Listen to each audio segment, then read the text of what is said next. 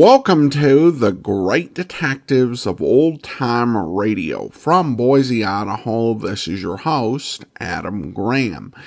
If you have a comment, email it to me, box13@greatdetectives.net. Follow us on Twitter at Radio Detectives and become one of our friends on Facebook, facebook.com/Radio Detectives. And I do want to encourage you to check out our other podcasts. Particularly, I want to encourage you to check out The War. If you're interested in the World War II era at all, The War is for you. More than 270 episodes going through the war from the pre-war era where isolationism prevailed, all the way through the post-war era. You can hear the story of how the war changed America and how Americans rose to the challenge in comedy, in drama, in news programs. Just go to thewar.greatdetectives.net. Then we have the amazing world of radio over at amazing.greatdetectives.net, where you can hear all of the summer series that we've done and holiday specials. Just go to amazing.greatdetectives.net and then check out the video version of this podcast, videotheater.greatdetectives.net, and my comics podcast at classycomicsguy.com. All right, well, now it's time for today's episode of Let George Do It. As was the case with last week's episode, the original air date is actually unknown. However, the likely rebroadcast date was June the 24th of 1952, and the title is Portrait of a Suicide. Personal notice. Danger's my stock and trade. If the job's too tough for you to handle, you got a job for me, George Valentine. Write full details.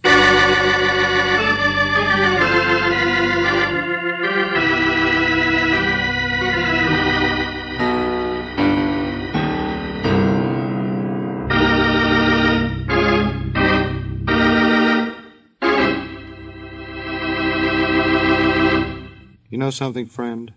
You look lousy with that gun in your back. Of course, if you're trying to cure your lumbago the hard way, forget I told you. However, if that gat's starting to make a bad impression, why not remove it the easy way? Let George do it. He'll get rid of it or your money back. George doesn't mind taking chances. He figures the odds this way. If he does a job, he's money ahead. If he doesn't, you won't be around to collect anyway, so why worry? On the other hand, everybody doesn't have your problem. Take old Mr. Stengel, for instance.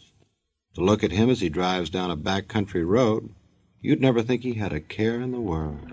Oh, carry me back to old Virginia. That's where they... Hey, what? Hey, you! Get away from there, lady! Look out! And get away from that railing. Don't you know there's a river down there? What do you think? Let go of me. Kate! Oh, holy smoke. You're Mrs. Blair, ain't you? Who'd you think I'd be? A water sprite? Well, I'm sorry, but, gee, I seen you there by the railing. I mean, it's a good 35-foot drop, you know, and this bridge ain't been repaired for years. I know. And you're out delivering milk. No. Don't look over, you'll get dizzy. Well, I sure didn't mean to offend you in any way. It's my view, as it is yours, isn't it? Here, I'll give you a ride over to your place if you like. Let go of me. Oh, I'm sorry. You frightened me, that's all. I was just standing here, and you frightened me. No, thank you. I'll walk. It's a beautiful day, isn't it? Holy smoke.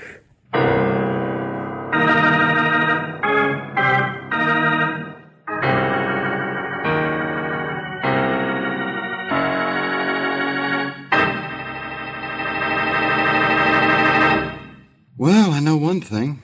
I'm sure glad Mrs. Blair didn't jump. Think of the repercussions if you'd been fishing that day. Would have been awful to explain to Mr. Blair that you just caught his wife. On the other hand, it's easy as pie for my friend here to explain almost anything. If you don't believe me, just lend an ear.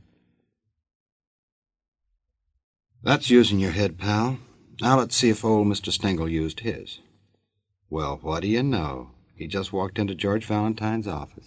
I know it's none of my business, You but... thought the woman was trying to jump. Is that it, Mr. Stengel? Well, I'll tell you, Miss Brooks, I don't want to commit myself. I don't know. Then why did you call me? Oh, now, don't chase me around the barn so much, Mr. Valentine. I don't want to start any excitement, but they're nice people. Husband's a wonderful fella. Nicest guy you'd ever care to meet. Okay. Tell me some more about Mrs. Blair. Well, Mr. Valentine, she really ain't been around here so much. More of a city type, you know what I mean? At least they're not joiners or bridge players.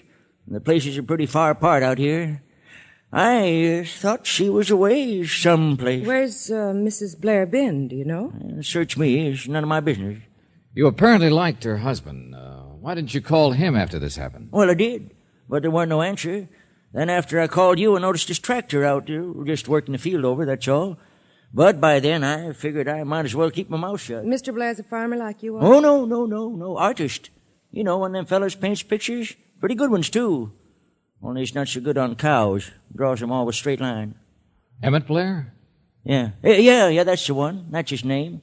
I wouldn't be surprised. He's got a reputation. Yes, he has. Owns a nice farm. Really works it, too. Oh, he's a wonderful fellow, he is. He don't associate much, and he's kind of sad-looking at times. I don't speak his language, maybe, but, well, he speaks mine. Mr. Stengel, the point is you don't want to offend this guy, Blair, but you're curious. You don't know him very well, and you know his wife less. But today you saw her very unhappy and maybe thinking about suicide. No, hold on. I don't believe in jumping at conclusions, but there's been things that, well, I don't want nothing bad to happen, that's all. There's been things like what? Well, I'm not a gossip. But in the past, well, it was something the local doctor told me once. Always stuck in my mind. Oh, but I'm not going to tell you. That's up to him. Doc Durfee. I don't want Doc thinking that I shot my mouth off with ethical secrets. All right, Mr. Stengel. You just want us to look into it. We will. We'll call Dr. Fee. But in the meantime, I'm going to play it straight. What do you mean? Well, see something you don't understand? Why not go find out? Come on, Angel. We're going to call on the Blairs.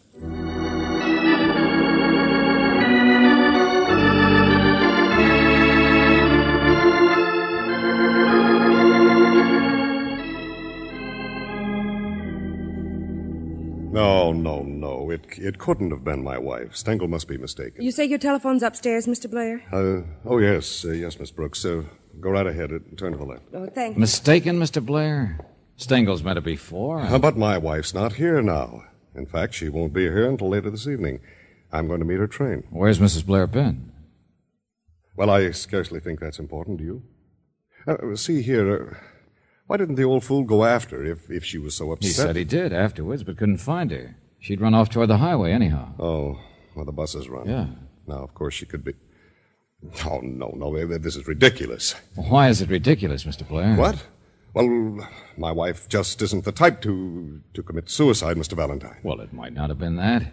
Oh, incidentally, Stengel did try to find you, but you were out in the field. Yes, I've been out cultivating all day. Excuse me, will you please? I want to get into that desk. Oh, sure, Mr. Blair. Of course, I appreciate your coming over about this, you know. I don't understand it, but Well, I stopped to talk to a kid coming up the lane. He was under the impression your wife was here yesterday. I don't blame you for your curiosity. No, Mary wasn't here. In fact, she's seldom been here in the past 10 years. Which is not very important either. No, he must have noticed Cecile, that's all. Cecile? Yes, I'm an artist. Artists have models. Well, go on, say something nasty. Why should I? Oh, I'm sorry. I'm awfully sorry. Forgive me, I am just upset. Cecile's a very lovely person, a very close friend, nothing more. Very few people understand. I've been working on a portrait for the past week. But Cecile's gone now. Oh, yes, here we are. It's a phone number. Do you suppose Miss Brooks is through yet with that phone? Yes, I am. Huh? Oh, well, will you excuse me then? I want to phone the number where my wife's been visiting for the past... Clearview Rest Home. Yes. What else did you find out, Angel? She went there 6 weeks ago because of a nervous breakdown. Now, see here, what is this? What right have you I've been talking to Dr. Durfee. You've what? George, that thing that Mr. Stengel was hinting at. was that Dr. Durfee found some poison here once, in this house. What? But I've only... He wouldn't tell me much more, but he used the word homicidal about the situation here. Stop it. Now listen to me, both of you. If he's a country quack, he doesn't... Situation here? My wife, naturally. All right, since you've pried this far, we haven't been close for years, but I've tried to do everything I could to help her, naturally, but they said at the rest home that Mary was perfectly all right, only a breakdown. I mean, well, this absurd situation goes back years and years, and oh, get out, will you? What's the use? I want to call that place and find out if she's... Let me call for you, Mr. Blair. What?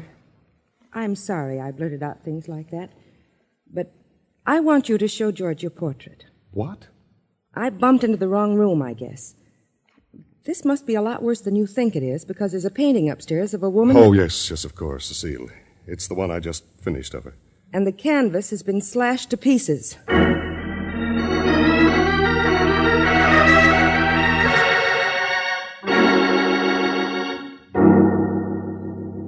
Oh, no.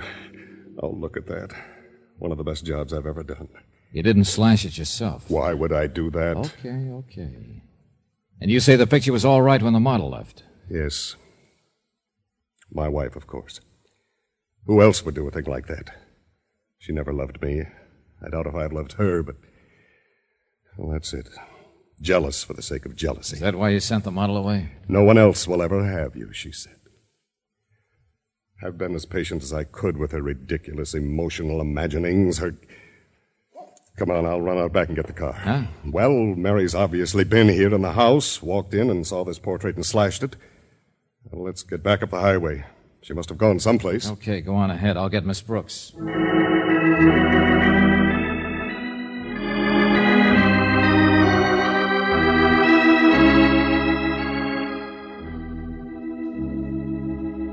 All right, thanks. She left that Clearview place this morning, George. Oh? They thought she was coming here then directly. But she's perfectly all right, they say. She was, huh? I don't see how just a picture would be enough to upset her that badly. Yeah, I know what you mean. I wonder if there's anything else around here to show what she did when... Shall I call Mr. Blair? No, let me get him. Hello? Hello, Emmett? No, this is George Valentine. I'm a friend of his. Is there a message you'd like to... Oh, well, this is Anne, Mrs. Blair's sister. Anne? Yes, I'm at the railroad station, and she's not here. But I haven't eaten, and I want to go to a hotel. Wait a minute. Railroad station? Mr. Valentine, is my brother-in-law there, Emmett? You want to talk to him? No. Mary sent me this wire from Clearview several days ago asking me to come and meet her here at the train. But she wasn't on it. Yes, I know. She apparently came earlier. What hotel were you talking about? Well, is anything wrong? Well- Oh, the Plains Hotel, I guess. I have to eat first. I'm here with some friends. Okay. I'll leave a message for you there. See you later. But what is it? Mary's all right, isn't she? In this telegram, she said she wanted me to be with her when she went out there to her home. She didn't want to go there alone. What should I do? I don't know, Anne. But don't worry. Now, my name's George Valentine, like I said. Remember it.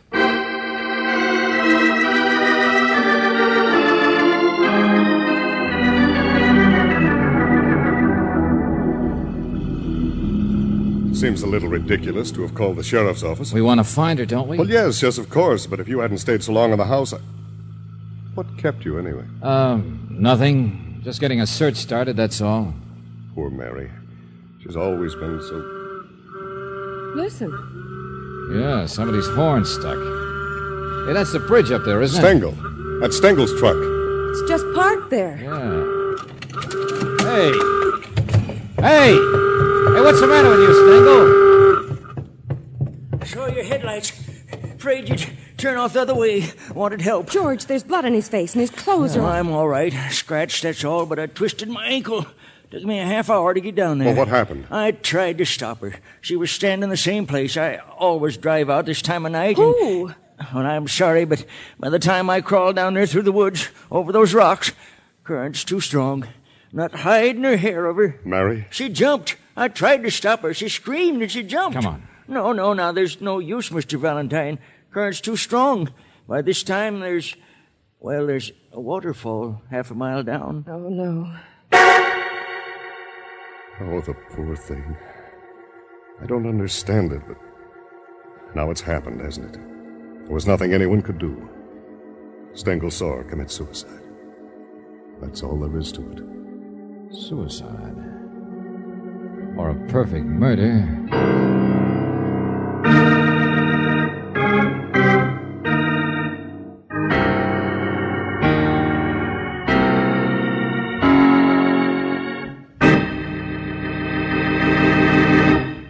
I guess this goes to show you can't argue with a woman. Mrs. Blair made up her mind she was going to drown her sorrows even if it killed her. And it did. Of course, someone might have helped to prove her point. But I have a fellow right here who never needs help to prove his. Prove a point, pal.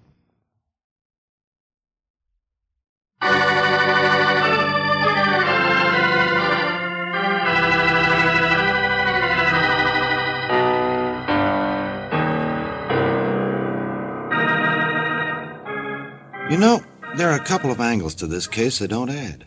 First of all, how come old man Stengel was around every time Mrs. Blair took a notion to dunk herself in the drink?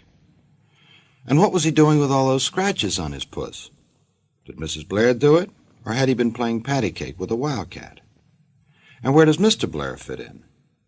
If he could mix plowing with painting, he also might be able to blend money and mayhem. But who did he hire to push wifey off the trestle? All I know is that even if Blair couldn't paint a cow, he's a past master at throwing the bull. Speaking of bull, here's a prime specimen. Only this bull doesn't have horns. Well, the fact is the case is now officially closed, and I'm going home. But why is it closed, Lieutenant Johnson? Sheriff's office found the body down the river below the falls. Oh. Ground further up, I suppose.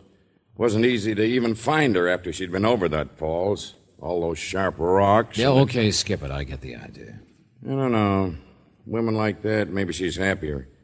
Had a lot of funny notions all her life, apparently. Have you seen her husband? Stopped by to tell him he's all right. Okay, so it doesn't upset him much. So what? They'd have been separated long ago if it hadn't been for her, for him trying to take care of her. Yeah, sure. Nice guy. Well, what's the matter with you? Oh, I don't know. Come on, Angel. Hey, where you going? See that sister of hers that I talked to last night on the phone? I already met her. She's on her way downtown to the morgue with one of the boys. What can she do? What can she tell you? There just isn't any case to look into. Oh, sure, Lieutenant. No case at all.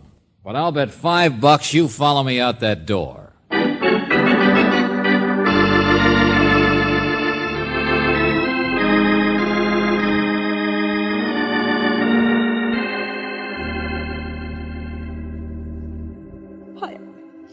I don't know anything about them, really, I don't. It's been years since Mary and I... Yeah, now look, I know this hasn't been pleasant, Anne. I'm sorry, I can't help it. The doctor or somebody took me in there.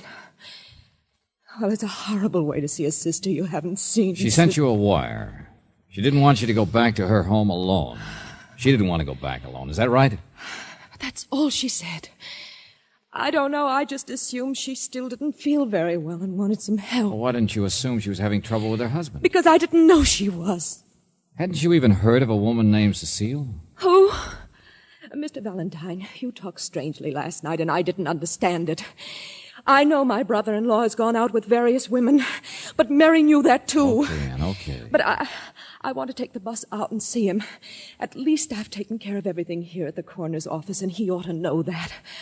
I mean, is there any reason I shouldn't? No, there isn't. Huh?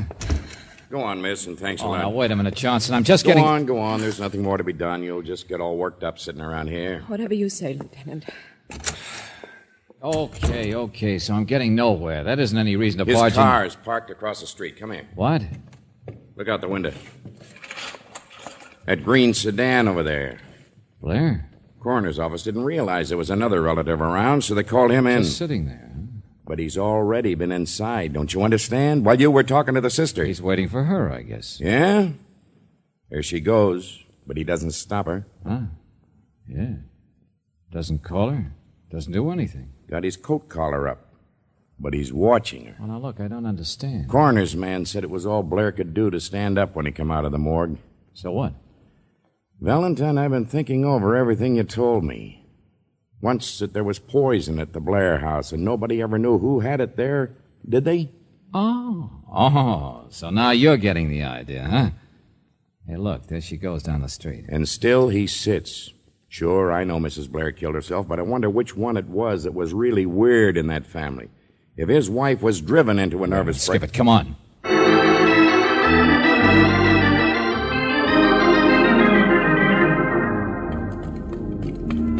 Hey, you, wait a minute. Blair, just noticed you out here. What? Oh, Valentine. Why don't you come back inside? Oh, Lieutenant.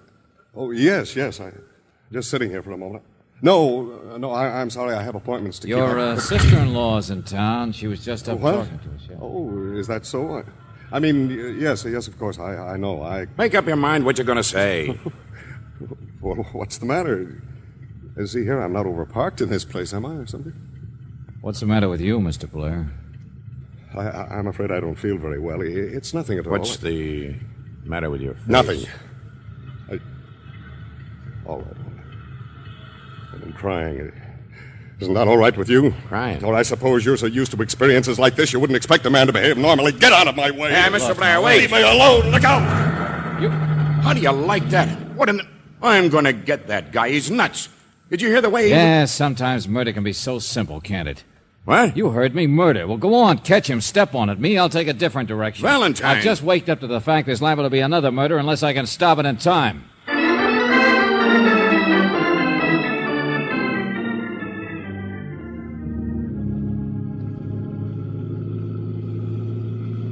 There's the turnoff, George. Yeah, let's park it here a second. The bridge is only a couple of 100 yards. You think we got here in time? Sure. But I want to look at something first. Well, if you take a bus, I suppose it stops at the intersection back there. That's right. And then it's only half a mile walk across the bridge to Stengel's and Blair's. George, you could walk on the road. You don't have to walk. Now. Just wanted to see the river, that's all. You can't hear the falls from here. No. Half a mile down. A couple of bends, I guess. Water looks deep under the bridge, doesn't it? Yeah. George, look. No, by the road. Walking from the highway. There she is. Oh, yeah. Come on, let's get back up there. Are you sure, George, that you figured out... I'm not sure of anything, Angel. Just don't want to take chances, that's all. But you didn't get any answer at that telephone number that I asked you to call before, and then... What's the matter? What are you stopping for? It's Anne, George. Aren't you going to stop her before she gets out on the bridge? Green sedan. Sure, she came straight out. Only where is... Hey. George, there he is. Don't be afraid. I'm not going to hurt you. Wait a minute now. I was coming to see you, Emmett. Yes, I know. This is the place, isn't it? Emmett, what's the matter with you? You don't have to ask that. Get away from me. I was coming to see you. Get away from me! No, wait a minute. Running won't do you any good. Come on, step on it. Stop, I tell you. Stop. I'll get you no matter what. George! Emmett, don't! Emmett! And nothing will help you. No! You're gonna die No, stop it! like she did. No! Let go of her, Buster. Valentine.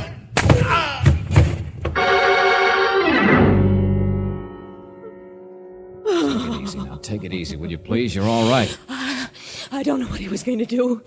I was going to see him, but I don't know what he was going to do. I know. That was your mistake, lady. What? Yeah, the poor guy's out of his mind, practically. I suppose he might have thrown you over the edge. Get away from there. No, not too far down. Water's deep. You could swim, all right. Oh, don't get so near the edge. That's where Mary jumped. Take it easy now. Take it easy. Everything's all right.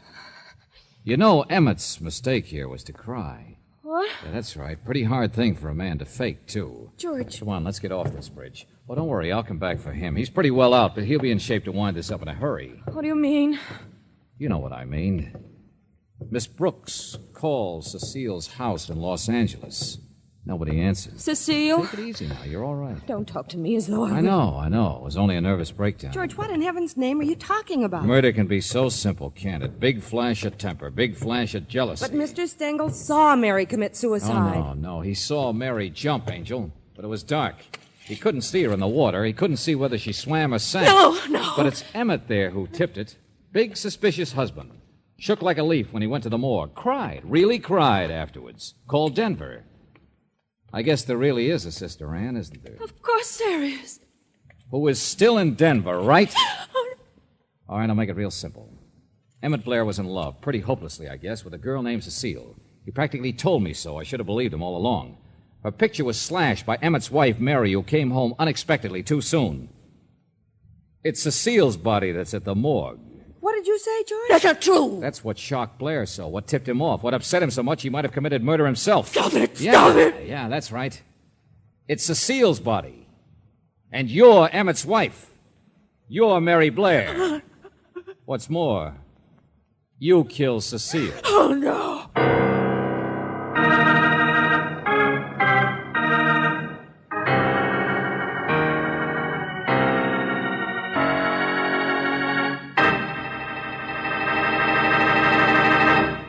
Those are mighty powerful words, George, and you better be ready to back 'em up.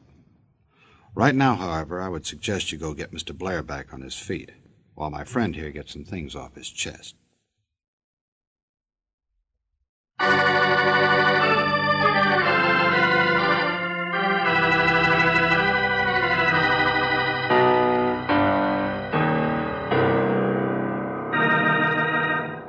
George said earlier that this was almost a perfect crime.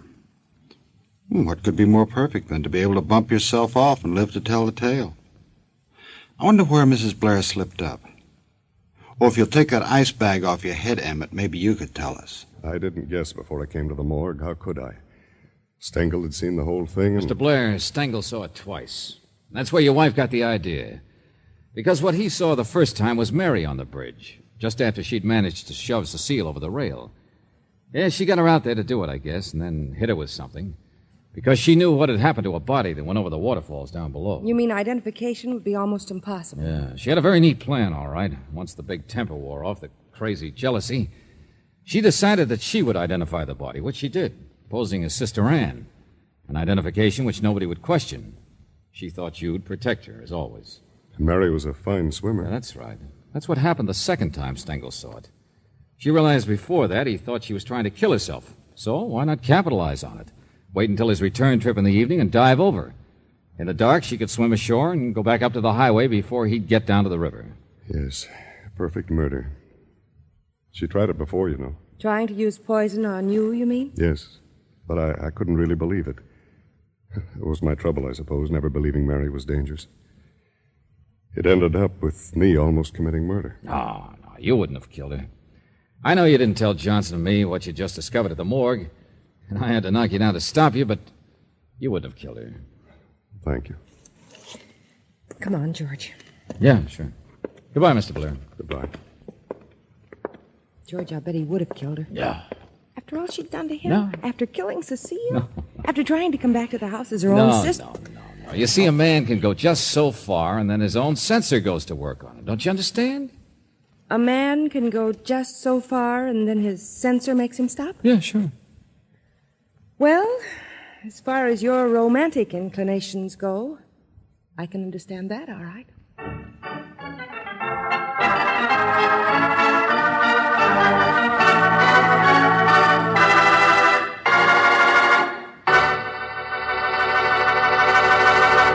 Georgie, I got a big TL for you. Now, either you tell that censor of yours to loosen up and give a little, or you better start thinking of a few choice last words, because any day now you're going to need 'em. And if you can't think of any right off, well, you might say that George Valentine is played by Robert Bailey, with Virginia Gregg as Brooksy. Don Clark directed the script by David Victor and Jackson Gillis, and that pounding in E-flat minor was Eddie Dunstetter at work. I hope you'll save us some time for another visit with Valentine, when you will again hear what happens when you let George do it.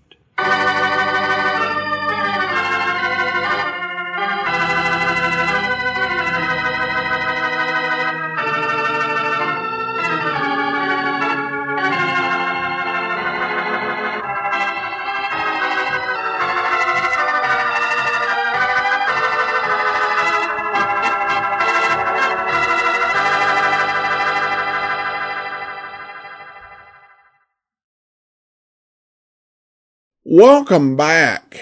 Well, this one did do a good job of a lot of misdirection, and I did not guess the actual solution. So hats off for that. An interesting mystery. Though I thought the segue into the romantic stuff at the end was a bit awkward. And I mean more awkward than usual. But at any rate, I do want to go ahead and thank our Patreon supporter of the day. And thank you to Robert. Robert's been one of our Patreon supporters since December 2018, currently supporting the show at the Shamus level of $4 or more per month. Thank you so much for your support. And that will do it for now. Join us back here tomorrow for Rocky Jordan. And next Tuesday will be our last episode for now of Let George Do It. In the meantime, send your comments to box13@greatdetectives.net. Follow us on Twitter at Radio Detectives and become one of our friends on Facebook. Facebook.com/Radio Detectives. From Boise, Idaho, this is your host, Adam Graham, signing off.